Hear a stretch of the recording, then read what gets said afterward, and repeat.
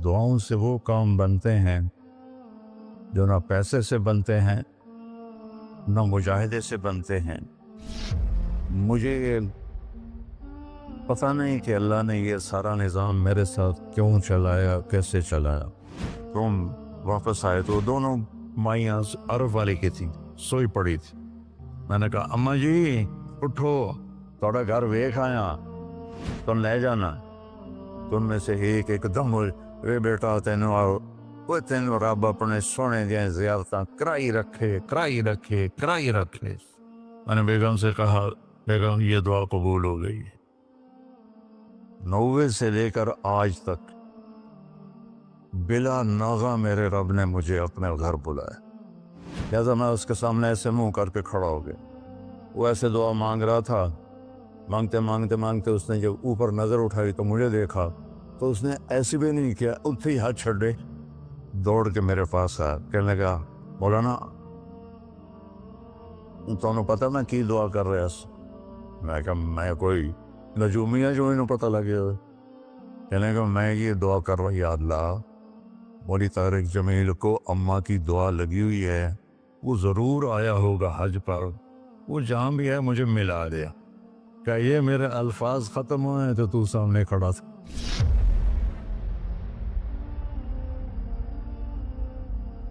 दुआओं से वो काम बनते हैं जो ना पैसे से बनते हैं ना मुजाहिदे से बनते हैं।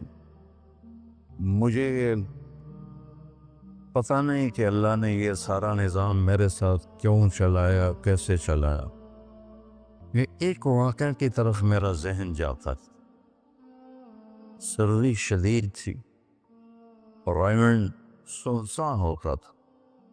बाहर बाजार में 2 होटल थे, एक चाय की दुकान थी। तो मैं बरामदे में खड़ा था तो मेरे उस्ताद साहब रहमतुल्लाह अलैह मौलाना अब्दुल रहमान, उन्होंने करवट बदली किया। तो उनके करीब दूसरे उस्ताद लेटे हुए थे, मौली अहमद बटला साहब। कहने के मौलाना क्या हुआ? कहने के सर में बहुत दर्द था। बस ये सुनना था कि मैं ऊपर गैलरी में मेरा बिस्तर था और वो इतनी सख्ती थी गवर्नमेंट में कि ये जो घड़ी बांधना भी वो क्या था, खिलाफ कानून था, और थर्मस रखना भी खिलाफ कानून था। मुजाहिदा ठंडी चाह पियो। तो 2 लड़कों ने थर्मोस चोरी रखा हुआ था, तो मैं एक को मैंने जा उठाया। मैंने बोले थर्मोस किथे? कहता वो पड़ा हुआ है, वो पड़ो। तो मैंने उससे उठाया, बगल में डाला और मैंने बाजार की दौड़ लगा दी।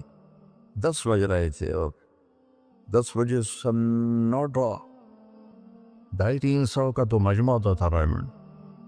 मैं कहा या अल्लाह कोई दुकान खुली हो, या अल्लाह कोई दुकान खुली हो। तो मैं नंगे पाँव, दिसंबर का महीना था, मैं नंगे पाँव दौड़ा और मैंने देखा तो वो चाय की दुकान का दरवाज़ा बंद था और रोशनी आ रही थी। मैंने कहा ये लगता खुली हुई है। तो मैंने उसके किवाड़ ऐसे किए तो वो खुल गया। तो आगे वो दुकान वाला, उसका नाम था अनवर मुल्तानी रहमतुल्लाह। ये मैं आपको बता रहा हूँ 73-74 की बात। तो वो बैठा हुआ था। मैंने कहा भाई अनवर चाय बनानी है। कहा भाई मैं तो औरंग भाई मैं तो थका हुआ हूँ, ये दूध पड़ा है खुद ही बना दे। तो मैंने कहा चूल्हा का, ये चूल्हा भी पड़ा है। तो मैंने वो होते थे हवा भरने वाले चूल्हे, उससे मैंने दूध गर्म किया, पत्ती डाली, चाय बना। चाय की दुकान पे सर दर्द की गोली का क्या काम है? मैंने कहा भाई अनवर कोई सर दर्द की गोली है? अरे भाई वहाँ देख ले शायद पड़ी हो कोई। वो खिड़की सी थी। जब मैंने वहाँ देखा तो एक गोली सारी डान होती थी वो वहाँ पड़ी हुई थी और उस पर मिट्टी जमी हुई थी। जब अल्लाह कुछ देना चाहता है میں نے وہ گولی اٹھائی، وہ پھر دوڑ لگائی ننگے پاؤں، اور مولانا رحمہ اللہ فوت ہو گئے، سر پر رضائی لے کے لیٹے ہوئے تھے، تو میں نے ایسے پاؤں دبائے، تو انہوں نے رضائی اٹھا کر، ہاں کیا بات ہے؟ میں نے کہا جی یہ چائے ہے اور یہ سر درد کی گولی ہے، آپ کو درد ہو رہا ہے، نوش فرمائے۔ تو ان کے ہونٹ ہلے، میں نے نہیں سنا، دعا دی انہوں نے مجھے۔ کیا دعا دی؟ وہ خود فرماتے تھے کہ طارق جمیل کی قبولیت میری دعا سے ہے، اور ایک میرے ساتھی تھے مولوی خورشید کی قبولیت میرے ڈنڈوں کی وجہ سے، اس کی پٹائی بہت کی تھی انہوں نے، تو میرے بارے میں فرماتے تھے کہ یہ میری دعا کا اللہ نے اس کو سلا دیا ہے۔ تو انہوں نے بے ساختہ مجھے دعا دی، انہوں نے سنی نہیں، چائے پلائی، گولی کھلائی، اللہ نے کیا سے کیا کرتے۔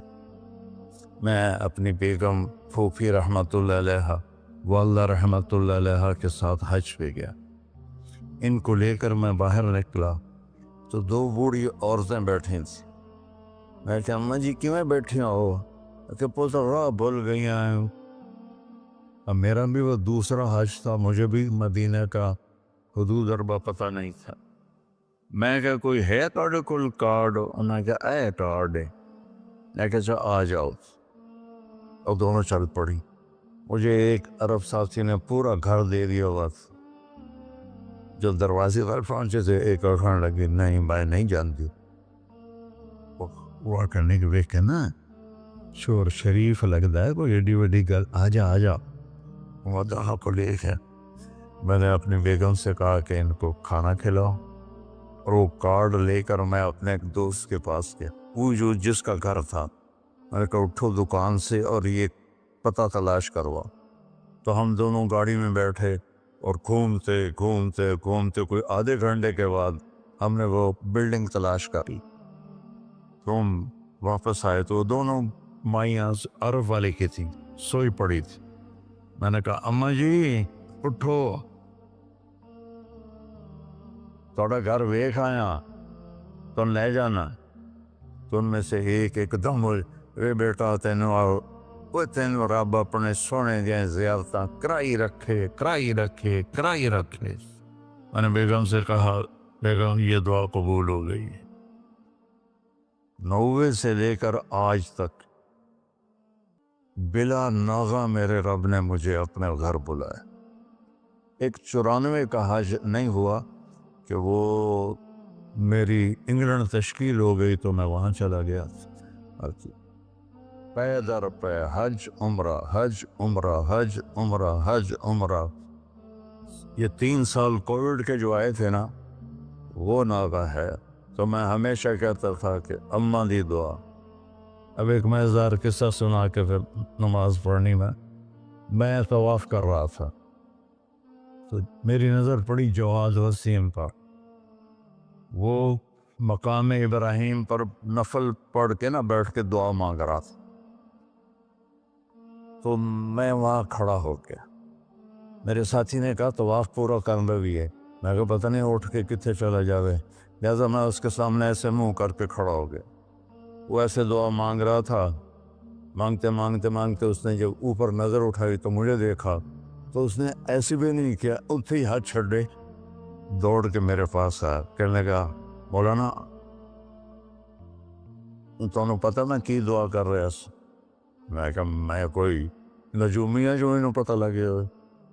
کہنے لگا میں یہ دعا کر رہا، یا اللہ مولی طارق جمیل کو اماں کی دعا لگی ہوئی ہے، وہ ضرور آیا ہوگا حج پر، وہ جہاں بھی ہے مجھے ملا دیا۔ کہ یہ میرے الفاظ ختم ہوئے تو تو سامنے کھڑا تھا۔ تو اس میں آپ کو دعائیں ملیں گی بڑی زبردست۔